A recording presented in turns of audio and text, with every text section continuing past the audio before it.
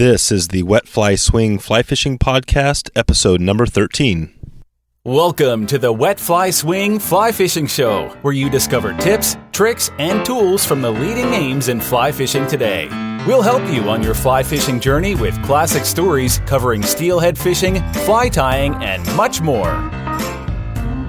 How's it going, everyone? Thanks for stopping by the Fly Fishing Show. In today's episode, I interview Kevin Feenstra from FeenstraOutdoors.com. Kevin covers Great Lakes steelhead fishing in the Muskegon River, gives us some single-handed spey line resources, talks about using shorter skagit heads in colder water, and why he doesn't fish for summer steelhead anymore. Kevin also talks about how to find fish in higher water conditions and gives us the Halloween leech and the aquatic nuisance, along with some other great Michigan flies. So, without further ado, here's Kevin Feenstra. How's it going, Kevin? Hey, it's going great, Dave. Thank you very much for having me. Yeah, no, I appreciate you coming on here. I have a bunch of questions actually just got one yesterday, which I'll ask you a little bit later. But yeah, there's a lot of people out there in your area fishing, and a lot of people new to it and getting started. So it'd be cool to dig into some of that. And I heard your name I guess I've heard your name a number of places. I mean, you've got a long history there, being one of the first people to really get into the whole spey casting and spey revolution, however you want to, describe it. So yeah, this is great. You ready to get started here? I am ready whenever you are. Yep, absolutely. Okay, good deal.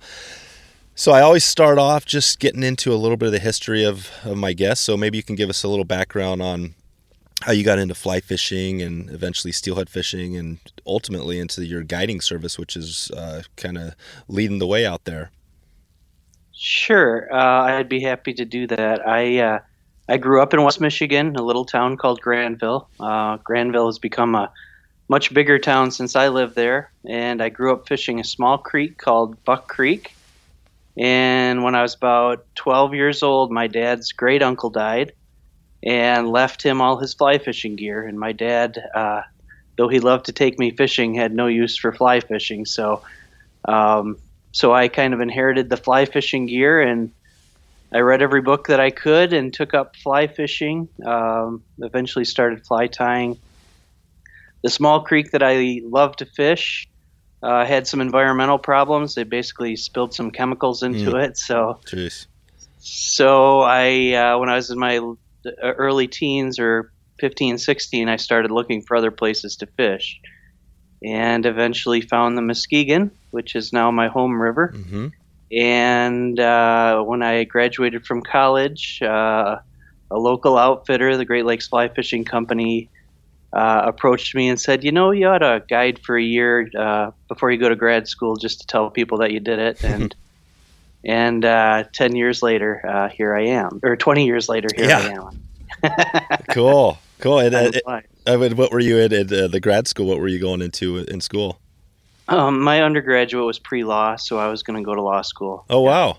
Wow, that's quite a change. So, I always talk about, everybody that gets into steelhead, we all, how addictive and all that stuff it is. So, sure. It must have hit you pretty good, the tug is the drug.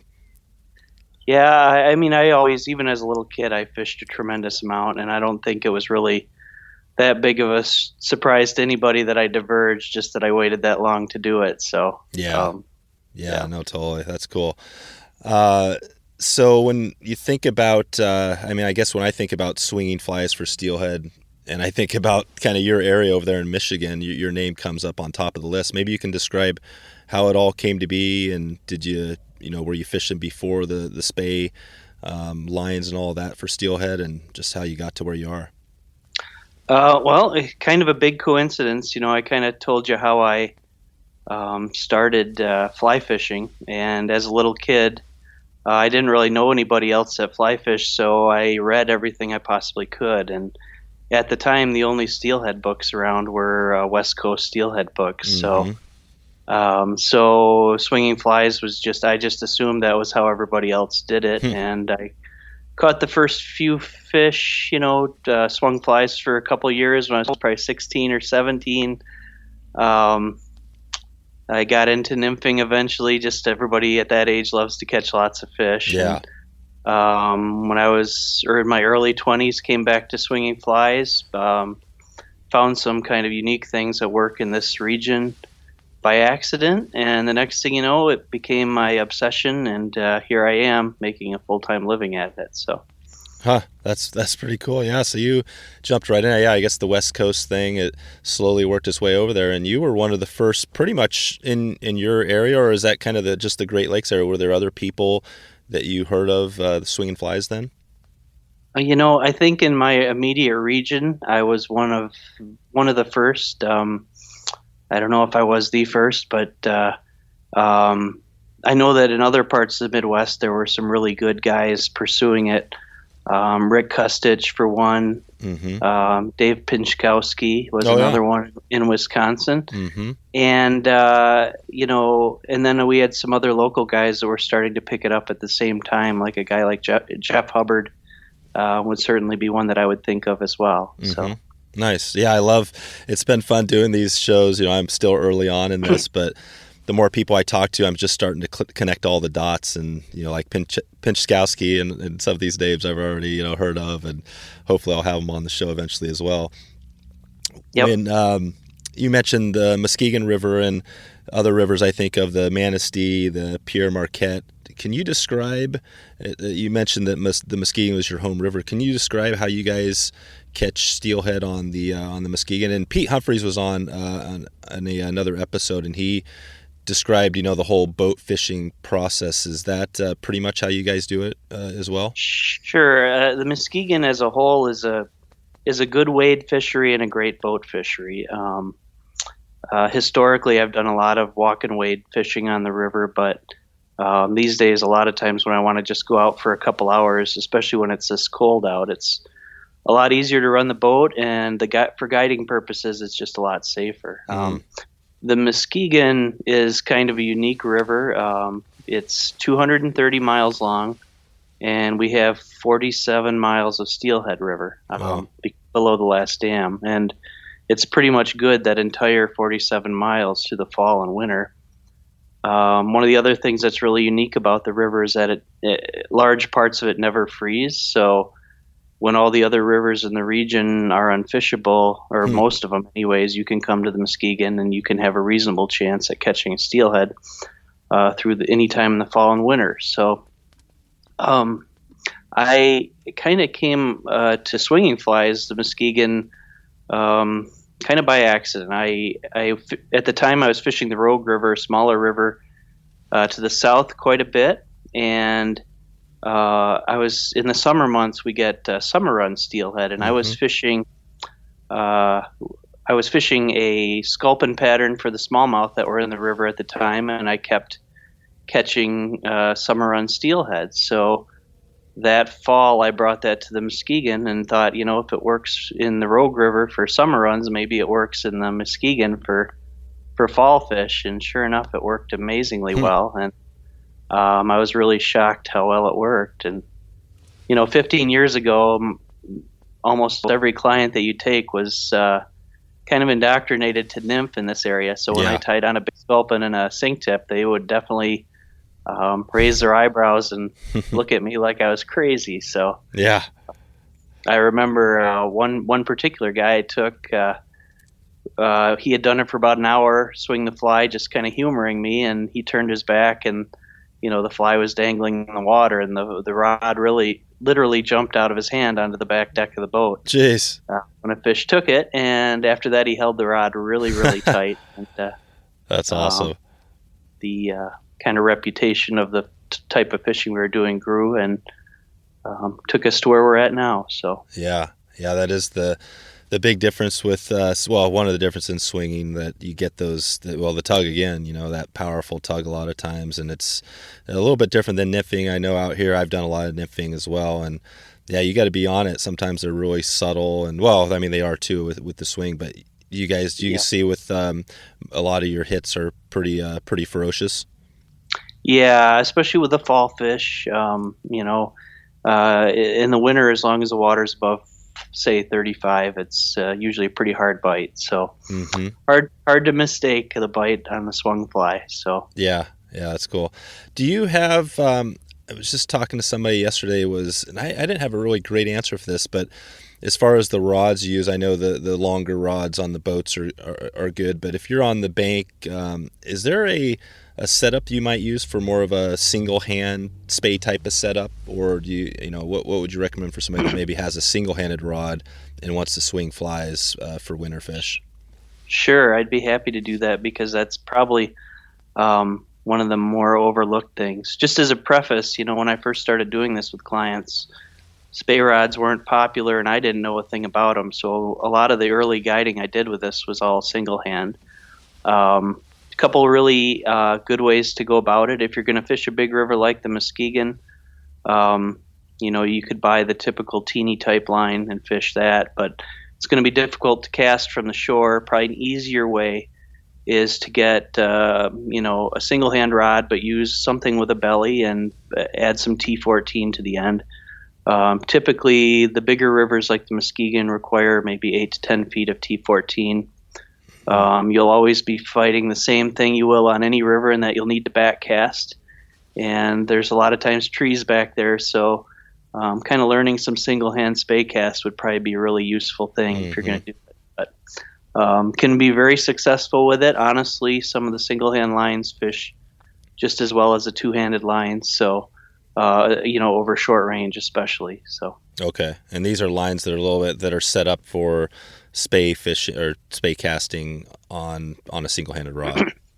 Yeah, I think these days you could easily purchase one of those single-handed spey lines and add some T14 to them and be pretty successful.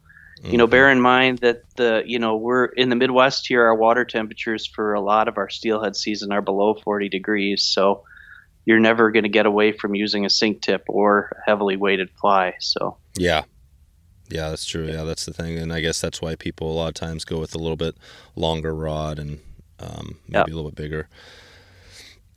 When you just thinking of as far as again on with casting, do you have I'm not sure if you do a lot of casting instruction, but do you have a tip or two as far as somebody out there that's new to spey casting that helps them get going? Sure. You've interviewed Peter, and he's the great caster, and he's a great angler as well. Yeah. My advice, I'm more the pure angling type of the thing. My biggest advice to anybody who's picking up spey casting, especially in the Midwest here, is not to be intimidated by the casting and to keep your casts relatively short because honestly, the vast majority of the fish that you catch can easily be caught in short as long as you're willing to put yourself on top of them. So, and when you're fishing below 40 degrees, a lot of the times, you're going to have at least some line control, and those shorter casts are going to be much easier to manipulate than a long one. So. Yeah, that's a great tip. I think people definitely a lot of times, you overlook water too. If you're out there, you feel like you have to cast a mile across, but really those fish a lot of times right out in front of you. It's a good point. Yep, use your feet to put yourself over the fish, or use the boat to put yourself over the fish, and don't worry so much about the distance. That'll take care of itself. So. Yeah, nice. What is, we mentioned a few rivers here on the Manistee River. I know, I guess that's a bigger river as well.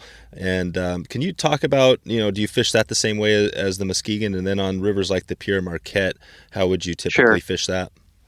Yeah, my experience on the Manistee would be very similar. There's some really excellent guides on the Manistee. John Ray would be a good choice for that. But the Manistee is similar to the Muskegon, maybe 2/3 the width and maybe a little deeper on average than the Muskegon, but very similar. It's a tailwater fishery, and you could certainly use the same kind of gear. The Pere Marquette's a little bit different. The Muskegon, you might fish a 13-foot rod. The Manistee, you might fish a 13-foot rod. But the Pere Marquette and the White and the Rogue, some of the smaller rivers, are more appropriate for some of the modern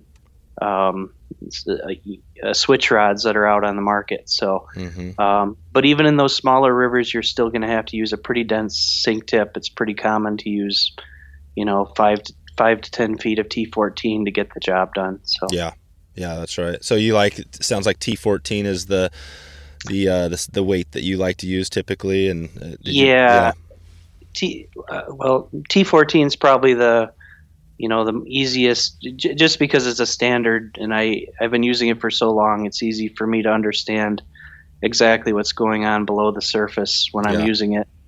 And for guiding purposes, that's important. Mm-hmm. But I also, certain times of the year, like right now, I use T17 and even T20 sometimes.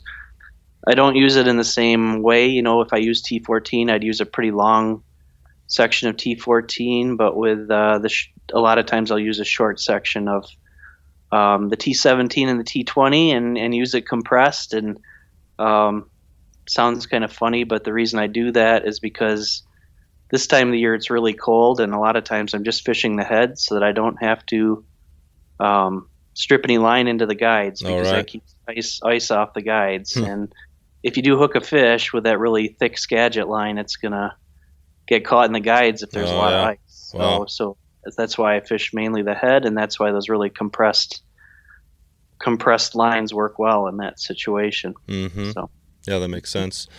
We talked a little bit about swinging and nymphing. Is there? I know you've done both. Do you still do some nymphing, or would you recommend? Is that sure? Yeah. We do some nymph fishing, especially in the spring when the water's high. When the water's high, dirty, and cold, that's pretty much the three most difficult things for swinging. So once you get to that, and by March, we have kind of our big spring run meeting our fall run. So the cost benefit to swinging versus nymphing gets outweighed quite a bit. I mean, you could probably catch quite a few fish nymphing and struggle to hook one or two a day swinging. So, so it kind of goes to that with clients, obviously, especially when you're fishing in areas where everybody else is fishing. It's hard to talk them into swinging when they're seeing every other boat catching, fish after fish after fish or so. Yeah. But of course there are clients that know the game and will hire you specifically to swing, and that's the kind of client we take a lot of times. So. Yeah. No, that makes sense. It is kind of an interesting thing because, it's the same way here. It's, you can go out there and catch, have a good day and catch a bunch of fish.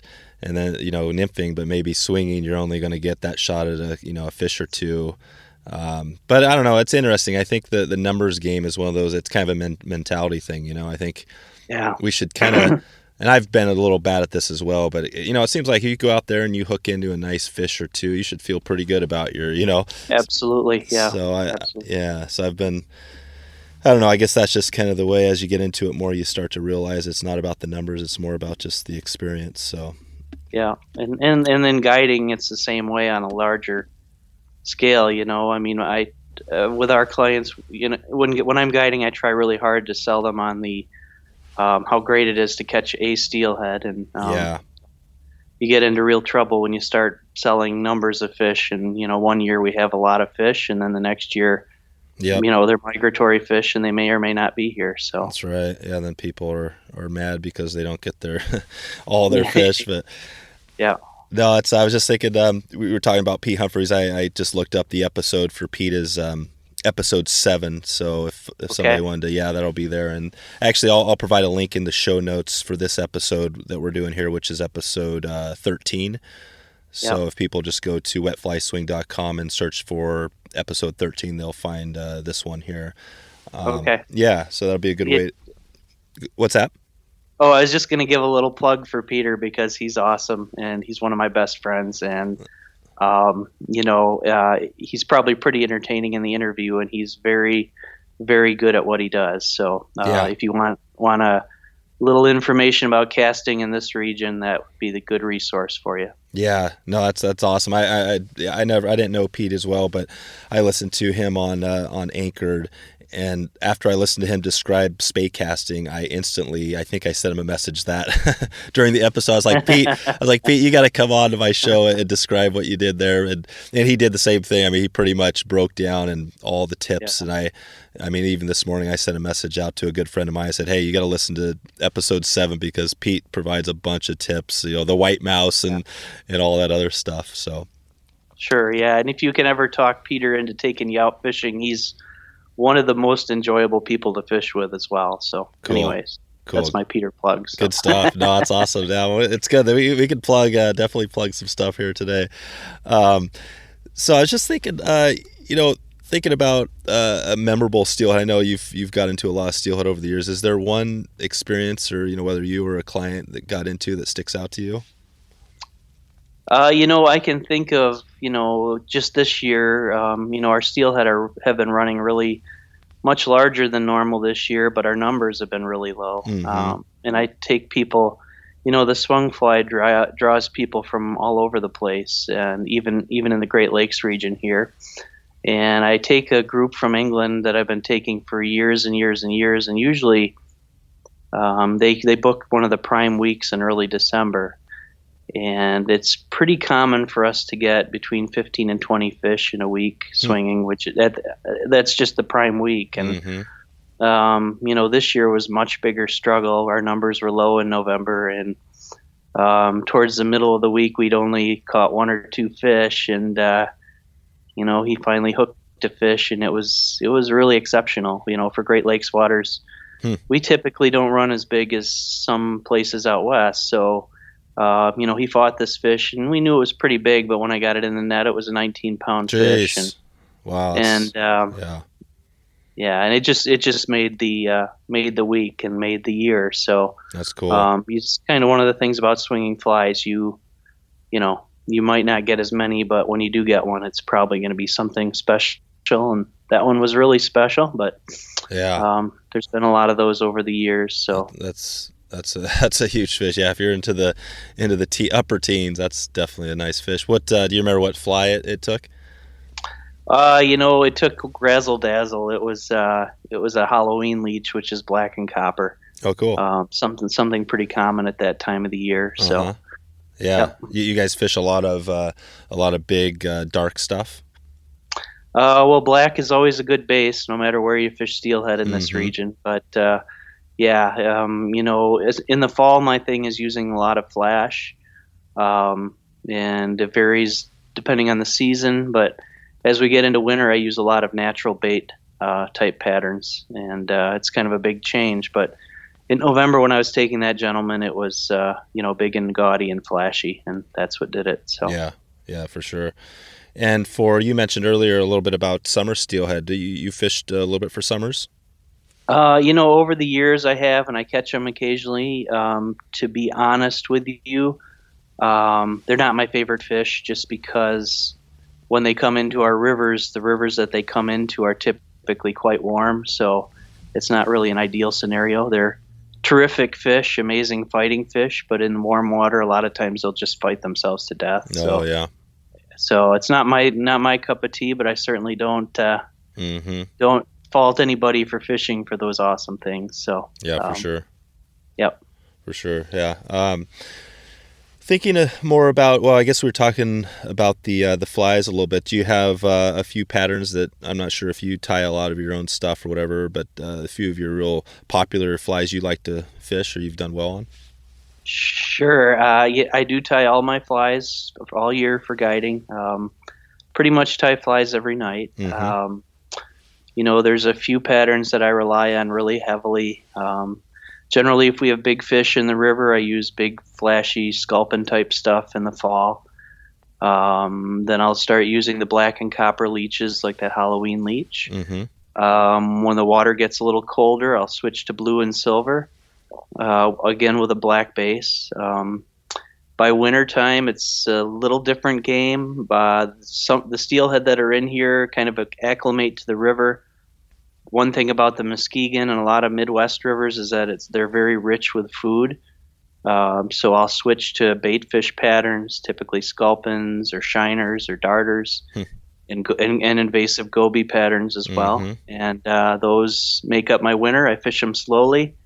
And, once spring gets here, the water temperature rises and you switch back to the flashier stuff. So that's kind of how a year goes. So. Nice. And do you have any, if I was going to provide a link in the show notes to, you said the Halloween fly, are there some names that people could find out there? Halloween leech, a grapefruit leech. Yeah. Okay. Aquatic nuisance. Nice. That's a good one. Yep. Exactly. Cool. we talked about a couple tips on casting. Do you have a tip that's more of a general steelhead that would help somebody get into their first steelhead? First steelhead, my biggest advice to anybody is, especially if you come from the background of nymphing, is just to get away from the habit of being meticulous and start covering a little water a little more quickly. My other big tip would be to not overlook the pocket water, the obscure water, because with a swung fly, you can put a fly through a lot of places that you just can't put a fly with a nymph or a bottom type rig. So. Yeah. The obscure water. I was talking to Rob Bryce in episode 10. He's up on the Skeena, and that was a point that he made, was that especially during the right water conditions, the higher water, these fish are going to be off in the margins, almost in the side channel water where the salmon are. Yep. And yeah, he was saying that those are just key places. So that's a great tip for sure. Yeah, and when it comes to high water, just be aware that, a lot of especially on our Midwest rivers, which are typically pretty brushy along the edges, as soon as the water goes high, a lot of that brush is in the water, and that's where a lot of the fish will be. So don't overlook the changes in the river and expect the fish to be exactly where you left them if the water comes up. So yeah.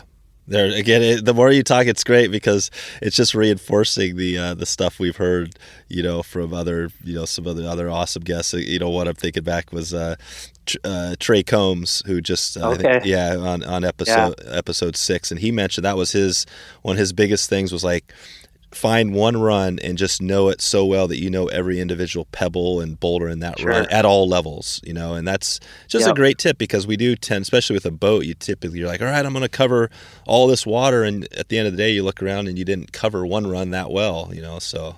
Sure. Yeah, and that's the other end of the spectrum too. I learned a lot from Trey Combs by reading his stuff, when I was in my 20s, and to some degree I probably owe him a little bit for that sort of thing, so it's good to hear that you're interviewing people like that as well. So yeah, for sure. Yeah, Trey was a good one. And well, since we're on that line, as far as mentors and people, do you have a mentor or two that helped you? I mean, you've noted a number of people along the way. Any other names you want to throw out there? For the swung fly, there really wasn't too many people to learn from, in the area because of what we discussed, but there was one really good, great local angler that took me under his wing a little bit when I was younger, Bob Brendel, works for a local fly shop, and he certainly helped me to learn to look at things differently, which helped a lot in the long run in my career. So, nice. Okay. And I was just thinking, what year did you start, just so we can have a reference as far as when you first got into steelhead fishing? Well, steelhead fishing in general, probably you're talking, late 80s or early 90s. Oh, okay. Yep. Okay, yep. Cool. So, yep. And you said mostly now you do a lot of boat fishing just because for guiding it's easier, but do you still get out and do some, hiking and that sort of thing? Sure. Yeah. Especially at this time of the year when I do have free time and I might just want to go out for 2 or 3 hours a day. It's just a cool way to spend a day. I do a lot of hobby photography too. So nice. It kind of, the two kind of go together. Cool. Is the hobby photography, is that something you post on Instagram or other areas, or just kind of, is that separate? Yeah, I use Instagram. I have a Smug Mug site. I like doing photo essays for magazines whenever they ask me to. So. Oh, nice. I've recently done Eastern fly fishing, a couple for that magazine, which is an excellent production. Mm-hmm. So. Do you have on Instagram where we could take a look at some of this stuff, or you want to share?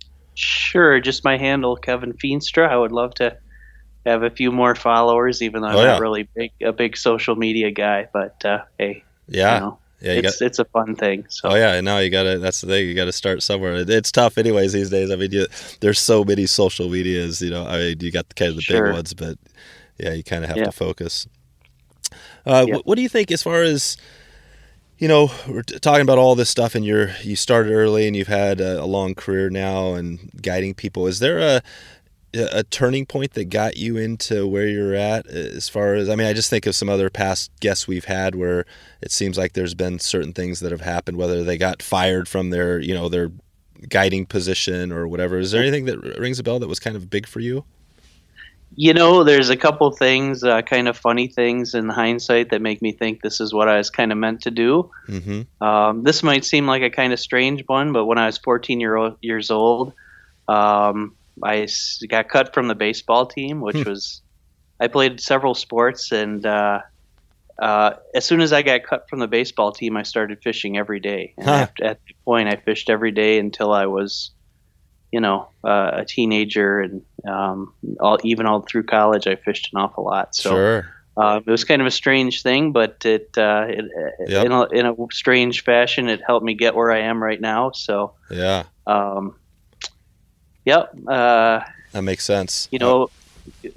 From a career standpoint, I started as the typical trout bum. I was guiding 20 or 30 days a year and fishing 270 days a year. Wow. And then the balance has turned now, so that at some point I became pretty serious about the business part of this. And but now I'm guiding, 200 days a year and fishing 50 or 75. So the balance has turned, and but I still kind of look at fishing the same way. And like I mentioned to you, I'll probably go fishing today when we're done. So. Yeah, no, that's cool. And so on baseball, what position were you playing back in the day? I was a catcher. Oh, cool.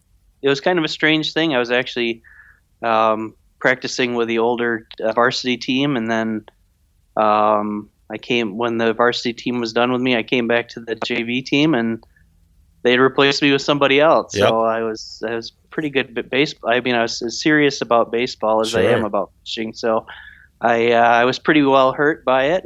Devastated as a kid. It came out of nowhere, and fishing was my refuge at the time. And I'm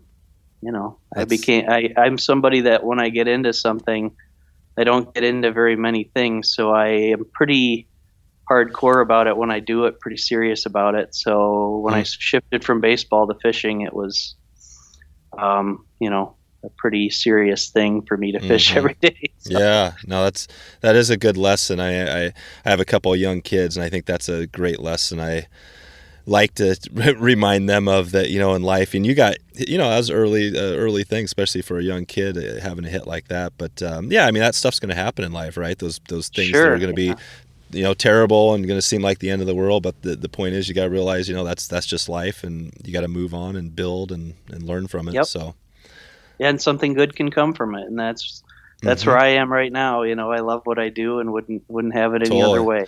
And which is really cool, because if you think about it, whatever the numbers are, a fraction of a percent make it to the major leagues or whatever. So you're probably, not that you wasted time. Sure. I was into baseball as well, and basketball, and I probably wasn't gonna make it to the NBA regardless of how much I practiced. But sure, yeah. So fishing was good. And you mentioned on fly tying that you tie quite a bit. What do you have? I have a little bit of a fly tying challenge that I have out there on Instagram. That it's just fly tying challenge 30, and it's pretty cool. It's a lot of people that are just getting into it. It's like a 30-day challenge where they basically get a new tip every single day if you sign up for it. And I always love adding or just seeing if there's a new tip. Do you have, with fly tying, it's not easy to think of one, but do you have a tip for somebody that maybe is tying flies either new or been doing it a while? Well, as a guide, I mean, what's happened over time. So I'm a full-time guide now. I'm 44 years old, and I also have a 4-year-old son and 2 1-year-old twin girls. Wow. So my advice to anybody is that what I've done just from a matter of time is I've stripped the flies down to their basic functionality and components. So if you're getting into fly tying, don't feel like you need to tie complicated flies to be successful. Yeah. There's pretty basic things that'll work for just about any fish. And as long as you understand those basics, you can do a lot of things and have a lot of fun fly tying and not get too bogged down with time doing it. Nice. So. Yeah, that is a good. I was thinking of the legs on some of these trout flies. You wonder, that's a good kind of example? Like, do you need to put little intricate legs on it that, it probably helps, but I don't know if it's that big of a deal. Sure. Yeah. Yeah. I mean, in my fishery, probably not, but, Yeah.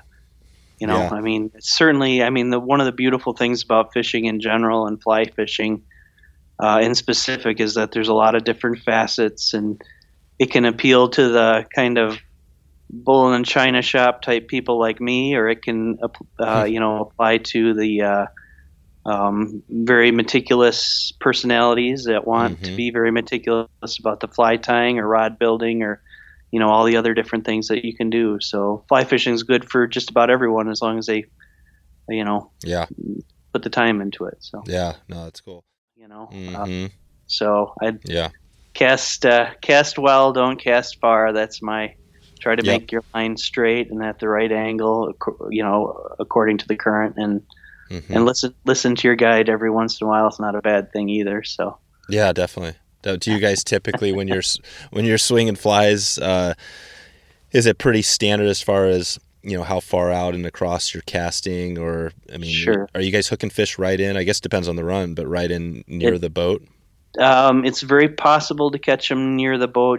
Generally, I try to tell people they need to cast at least close to head length to be able to have a shot at a fish.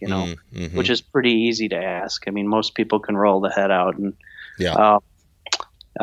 anything past that is and it doesn't hurt to fish another 20 to 40 feet past that.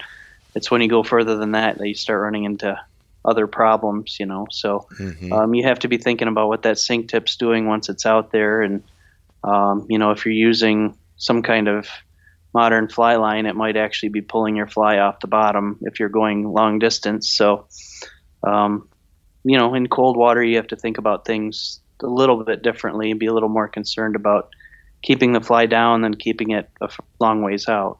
So, okay. Yeah. And as far as lines, do you have a specific brand? I know there's a few big companies out there that you like to use, and types of lines.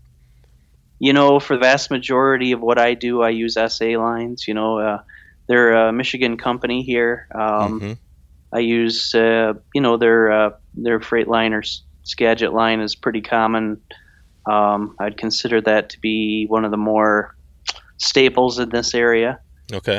Very good line, the intermediate line for the fall, and early winter. And then as we head into winter, the floating version works really well. So it just gives you a little more line control over the speed. Oh, cool. Yeah. Cool. And by SA, you're talking about Scientific Angler? Oh, Scientific Anglers, yep. Yep, perfect. Just for those that are new to it, that's good. Again, this is good to chat here, because I was thinking of Jim Teeney I had on in episode 5, and he really did a good job of going back to the beginning, when he was getting into some of his early lines and talking about that. It was really fun to hear that, because Scientific Anglers, they've been there since the beginning, and they're still out there going strong, which is great to hear. Yep, and Jim Teeney, of course, one of the class acts in our profession. So good to hear from him. So that was a fun one. What do you think? I know there's a lot of, you mentioned a local fly shop that help you along, and you got some other one. Do you know any other resources that you would recommend for somebody that's not either a local fly shop or guide? It sounds like, I don't know if there's sometimes there's local websites that people can go to, forums and things like that. Do you know anything like that? Well, there's some forums that are kind of universal. Historically, the Spay Pages has gotten quite a bit of traffic. Oh, sure. There's other things that you have to watch in this area that are very, very important. Probably one of the more, if you're coming to Michigan and you want to fish, look at that USGS site for whatever river you're looking at, because that'll tell you what the water temperature is, what the depth is, if it's safe to wade. So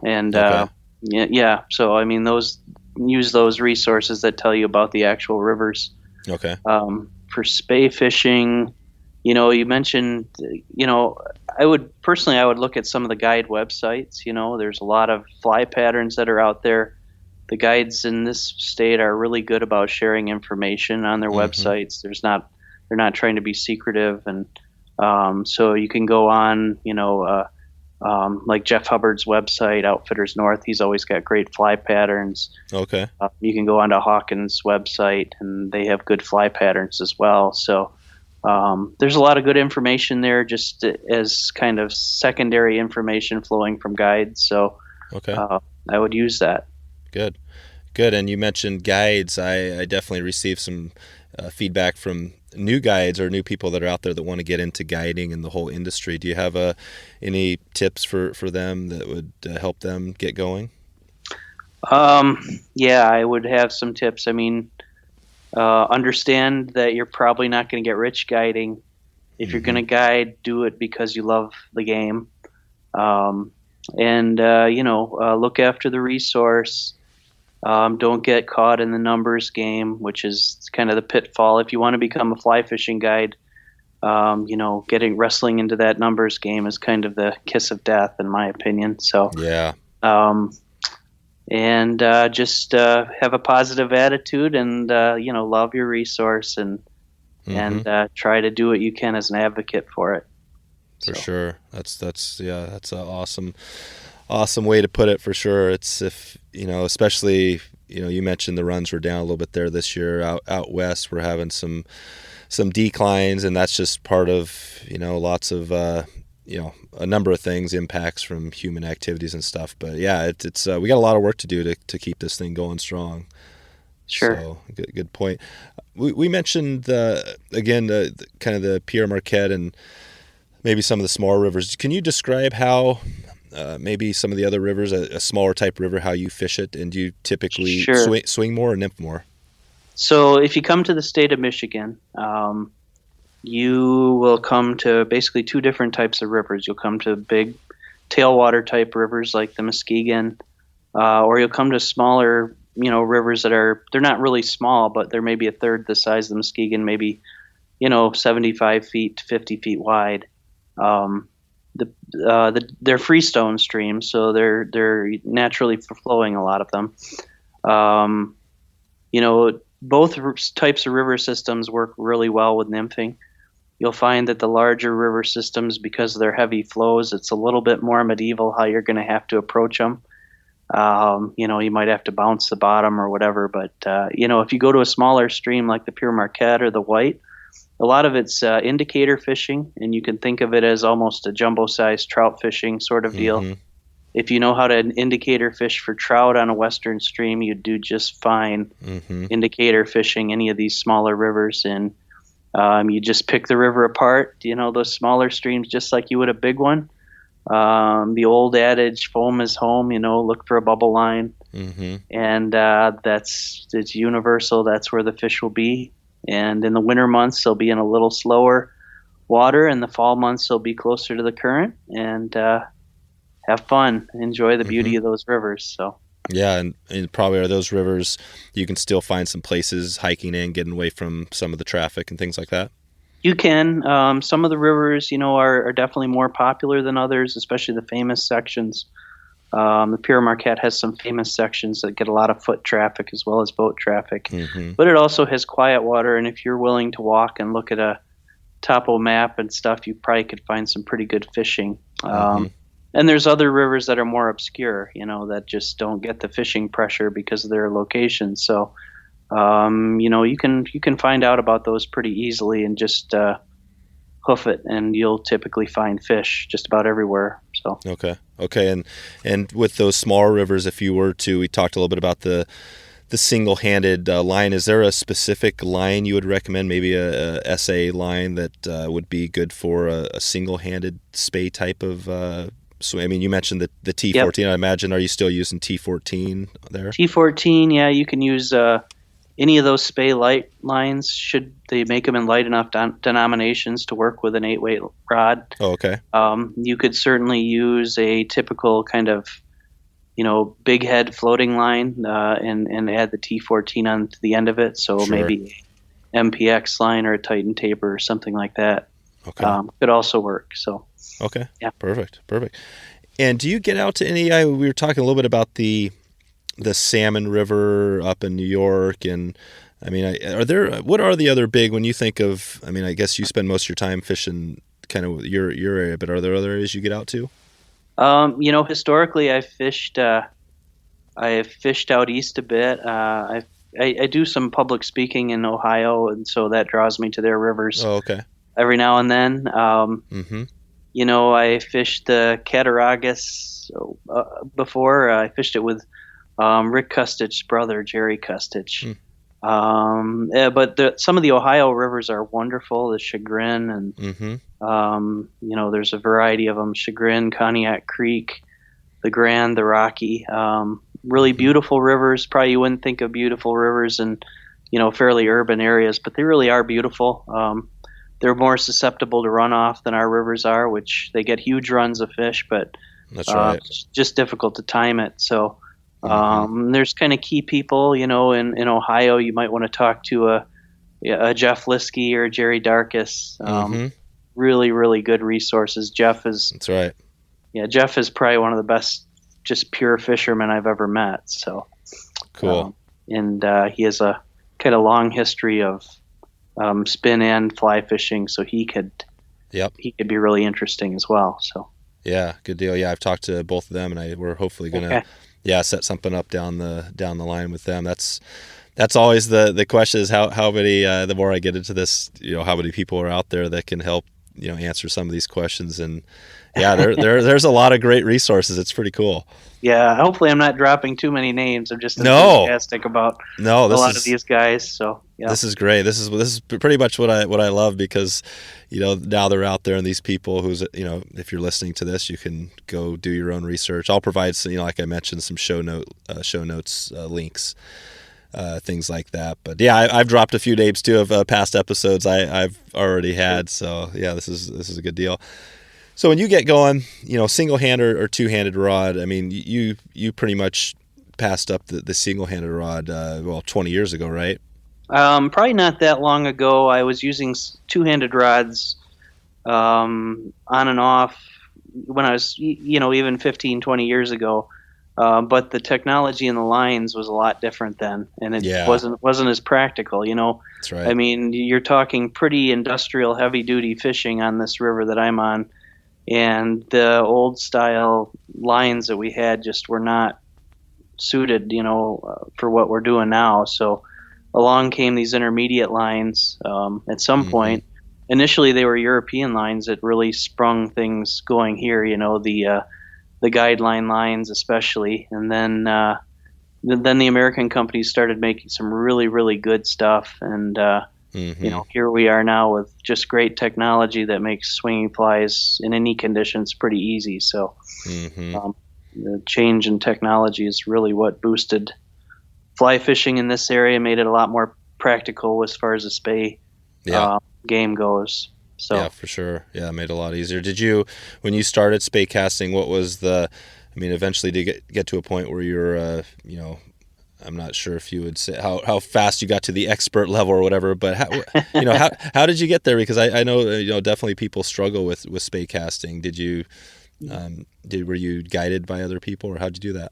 It was a slow process over time. I was lucky once when I was probably 10, 12 years ago to fish with Simon, Oh, wow. And, cool. I just took him out on the boat, and there was things that I learned just watching him.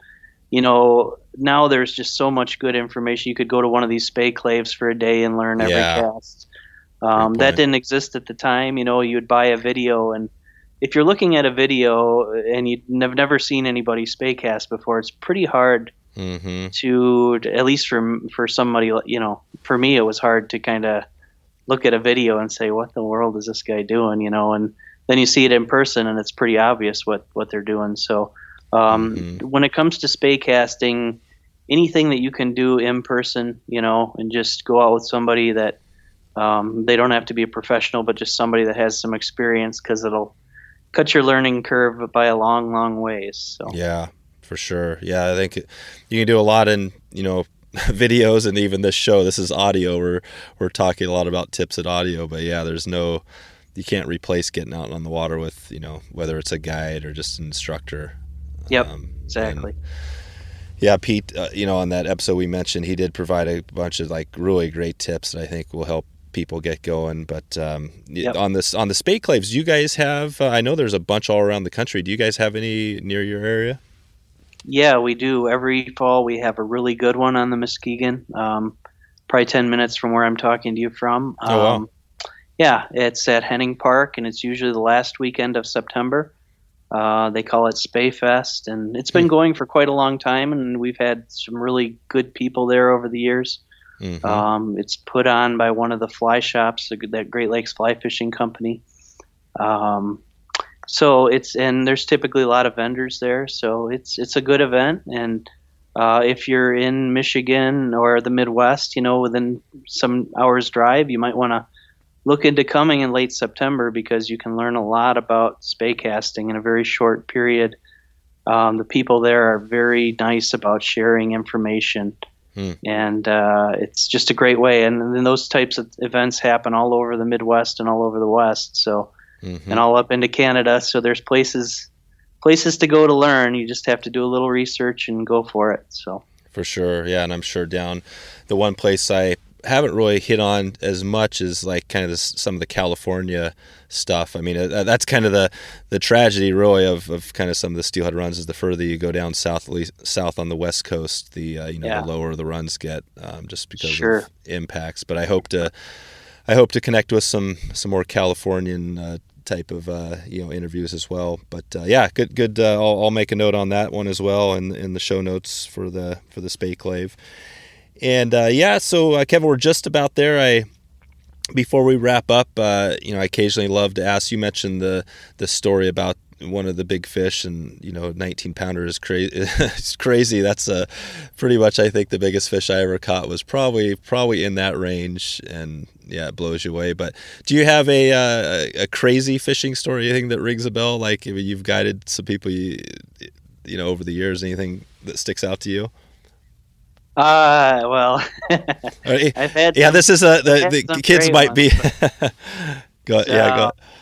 I'll tell you one that's not related so much to swinging flies, but I took a guy and a lady out fishing, nymph fishing, and we were using pretty heavy gear at the time. The water was high, and we were fishing for steelhead, and I just rigged the lady up, and I was rigging the guy up, and I showed her how to cast, and she threw it out there and got snagged. And I said, well, just hang on a second. I'll help you out as soon as I get your husband finished. And the next thing I know, I looked up, and that sinker was coming out of the water about 150 miles an hour. Jeez. It hit me right in the forehead. I fell over in the boat, was unconscious for a couple minutes. So wow. And later that person approached me at a fishing show and said, you probably don't remember me. And I was like, no. I remember you. So really? Wow. Right in the forehead. That's intense. It knocked me over. They were slapping my cheeks, and wow. What was the last thing you remember before you went unconscious? Just watching that sinker come flying out of the water and hit me right in the Yeah, and I fished. I guided the rest of the day. I had a huge welt on my forehead, looked like a softball. Wow. So anyways. That's cool. Is that picture online anywhere people could take a look? No. I do have it though. So. All right, good. All right. What do you have going on? Anything in the next 6 months or so? As far as it sounds like you're going to be guiding a lot. But anything else you want to note? Something new. I do a lot of public speaking at this time of the year. Various Trout Unlimited clubs and around the Midwest. I've been in Indiana last week, and I'll be doing some other ones over by Detroit this week. So, and down to Indiana again this weekend. So, generally speaking, just big fly shows and talking to fishing clubs in the region. So look me up if you're in the area. It's listed on my website where we'll be, and not just me, but some of the other guides that work for us as well. So okay, cool. Love to see you. So yep. Yeah, that'd be great. And before I let you go here, did we miss anything? I mean, we covered a bunch of topics, and anything you want to add before we get out of here? Nope. Just go out and enjoy these resources, and try to keep them like they are. Don't let them get any worse. Try to either move them forward or keep them as good as they are right now. So want to want our kids to be able to do what we're doing. So yeah, for sure. That's a good way to put it. So you mentioned, as far as people, the best place would be, I guess, FeenstraOutdoors.com. That's one place just they can get to you, Sure. but also on social media. Instagram, yeah, I'm kind of arcane in my social media, just Instagram. So Okay, perfect. No, I think that's pretty much one of the hottest ones, anyways, right now. Good stuff, Kevin. Well, I appreciate you coming on to chat about this. I think there's for sure at least a couple people I'm going to contact today and answer a few questions, because we answered those today, and I appreciate you coming on and taking some time to do that. You bet. Thank you. All right, good. Well, we'll look forward to hearing more from you, and maybe eventually when I can get out to the Midwest, I'll give you a ring and catch up with you. All right, sounds great. Thank you so much for having me, Dave. Okay, thanks a lot. See ya. Yep, bye-bye. So there you go. If you want to find all the show notes with all the links that we covered in this show, just go to wetflyswing.com and search for episode 13. If you like the tips in this episode, you can just go to wetflyswing.com/free and get the Steelhead Tips PDF Quick Guide, which includes a summary of all the great tips that we've had up to this point in the series.